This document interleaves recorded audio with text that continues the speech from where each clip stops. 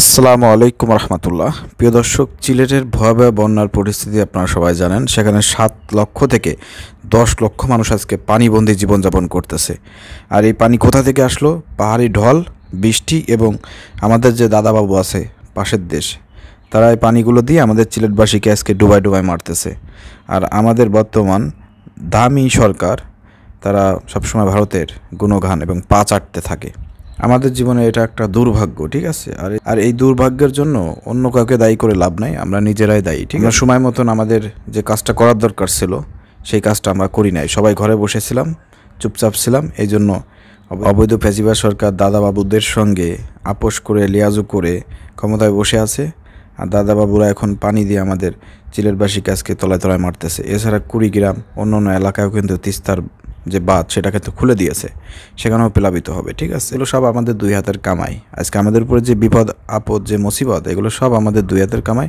অতএব এটা কাউকে দোষ দিয়েও লাভ নাই। ঠিক আছে, নিজেদের পরিবর্তন হতে হবে, নিজেদের সংশোধিত হইতে হবে। ঠিক আছে প্রিয় দর্শক, সিলেটের দক্ষিণ সুরমায় নদীর তীরের বাঁধ পরিদর্শনে গেছেন জামাত নেতা অ্যাডভোকেট জুবায়ের এবং নেতৃবৃন্দ সহ। সিলেট জুড়ে ভয়াল বন্যার পদধ্বনি, প্রতিনিয়ত নতুন নতুন এলাকা তলিয়ে যাওয়ার খবর আছে। এমন পরিস্থিতিতে বসে নেই মানবতা সংগঠন বাংলাদেশ জামাত ইসলামী। সকল স্তরের বন্যার্ত মানুষের পাশে সাধ্য অনুযায়ী দাঁড়িয়েছে জামাত। এরই ধারাবাহিকতায় বুধবার সকালে বাংলাদেশ সেনাবাহিনীর তত্ত্বাবধানে দক্ষিণ সুরমার 28 নং ওয়ার্ডের বড়ইকান্দি এলাকার নদীর তীর সংরক্ষণে নির্মিত বাঁধ পরিদর্শন করেছেন বাংলাদেশ জামাত ইসলামের সহকারী সেক্রেটারি অ্যাডভোকেট এহসানুল মাহবুব জুবায়ের, সিলেট মহানগর জামাত নেতৃবৃন্দ। এ সময় উপস্থিত ছিলেন কেন্দ্রীয় কর্মপরিষদ সদস্য ও সিলেট মহানগরী আমির মোহাম্মদ ফখরুল ইসলাম, নগর জামাত নেতা জাহিদুর রহমান চৌধুরী, দক্ষিণ সুরমা থানা আমির মাওলানা মজিবুর রহমান, সেক্রেটারি মাওলানা ফয়জুল ইসলাম জায়গিরদার, সহকারী সেক্রেটারি কাজী জাফর আহমদ ও বাংলাদেশ ইসলামী ছাত্র শিবির সিলেট মহানগরী সভাপতি শরীফ মাহমুদ।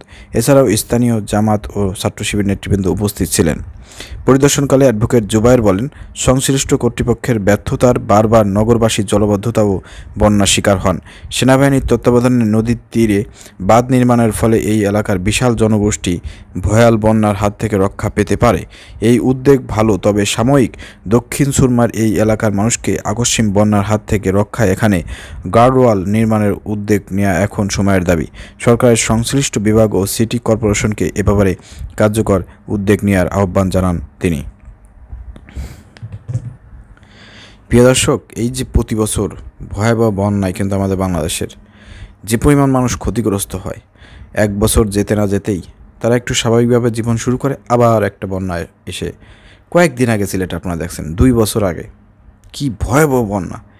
তারপরে 2 বছর পরে যদি আবার সেই বন্যা হয়, তাহলে ওই এলাকার মানুষের অবস্থা কী, তাদের জীবনযাপনের অবস্থা কী বলেন, চিন্তা করেন। আজকে আমরা যারা বাংলাদেশের ভৌগোলিক দিক দিয়ে, অবস্থানগত দিক দিয়ে ভালো একটা মিডিল জায়গায় বসবাস করতেছি, আমরা তো এগুলো নিয়ে চিন্তাই করি না।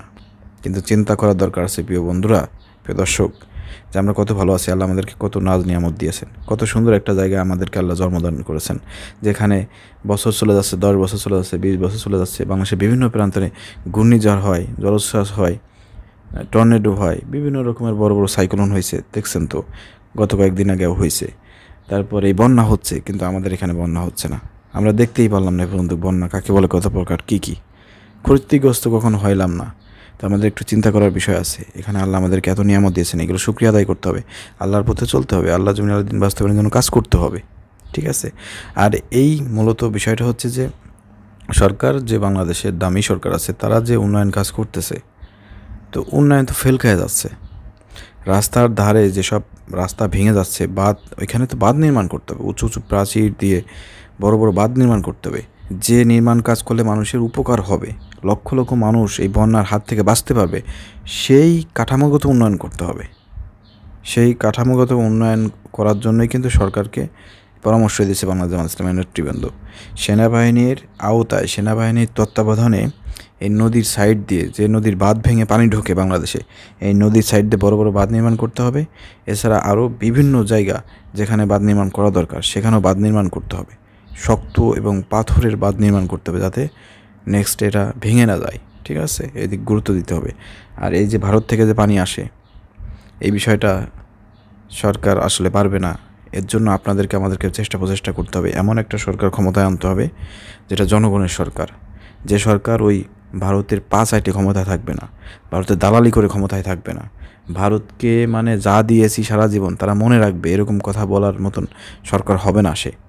এরকম সরকার দরকার। এর জন্য আপনাদেরকে কাজ করতে হবে ঐক্যবদ্ধভাবে। আপনাদেরকে মানুষের গণতন্ত্র প্রতিষ্ঠায় আপনাদেরকে কাজ করতে হবে। যদি কাজ না করেন তাহলে এভাবে ভারতের পাঁচটা সরকার ক্ষমতায় থাকবে, পানি আসবে, তিস্তা ব্যারেজ খুলে দেবে, পানি আসবে, কুড়িগ্রাম সহ মানুষের উত্তরাঞ্চল তলায় যাবে, মানুষ না খেয়ে মরবে, ঘরবাড়ি হারাবে, তাদের জীবনযাপন কষ্টের মধ্যে দিয়ে কাটবে। ঠিক আছে, এটার সমাধানের একটাই পথ, এই সরকারের পরিবর্তন। আর সরকার পরিবর্তন হলে পারে, এই অসৎ নেতৃত্ব পরিবর্তন হলে পারে, দেশের সৎ নেতৃত্ব প্রতিষ্ঠিত হলে পারে, তাহলে এই বাঁধ নির্মাণও হবে। ধরেন যে আপনার যেখানে যা প্রয়োজন সরকার সেটা করবে। যদি ইসলামিক সরকার হয় তাহলে সে আল্লাহকে ভয় করবে, সে তার জনগণের জন্য মানুষের কল্যাণে সবসময় কাজ করবে, তার ঘুম থাকবে না চোখে। এই যে বন্যা, এই যে এত মানুষ না খেয়ে আজকে কষ্টের জীবনযাপন করতেছে, তাদের ইটটা মাটি হয়ে গেছে, বর্তমান সরকারের কোনো ক্ষতি আছে, কোনো সমস্যা হচ্ছে দেখে মনে হয়? তাদের কার্যক্রম দেখে কি মনে হয় তারা কষ্ট পাচ্ছে? তো এমন একটা সরকার দরকার যে আল্লাহকে ভয় করবে, আল্লাহকে ভয় করবে, আল্লাহকে ভয় করে সে মানুষের পাশে এসে দাঁড়াবে, মানুষকে সহযোগিতা করবে, মানুষের সুখে দুঃখে সে সবসময় থাকবে।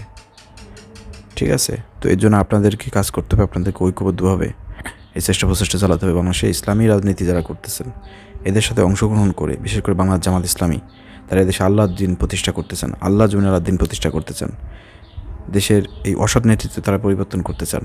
সৎ নেতৃত্ব প্রতিষ্ঠার মাধ্যমে একটি ইসলামিক দেশ গঠন করে আল্লাহ জমিনের দিন প্রতিষ্ঠার মাধ্যমে দেশের মানুষের মাঝে কল্যাণ দিতে চান তারা।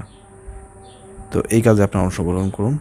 ইনশাআল্লাহ একদিন এদেশের মাটিতেও ইসলামের বিজয় হবে, আল্লাহর কালেমা বুলন্দিত হবে, আল্লাহ দিন প্রতিষ্ঠা হবে, আল্লাহর নিয়মকানুন বাস্তবায়ন হবে, আল্লাহ মানুষগুলো ক্ষমতায় আসবে।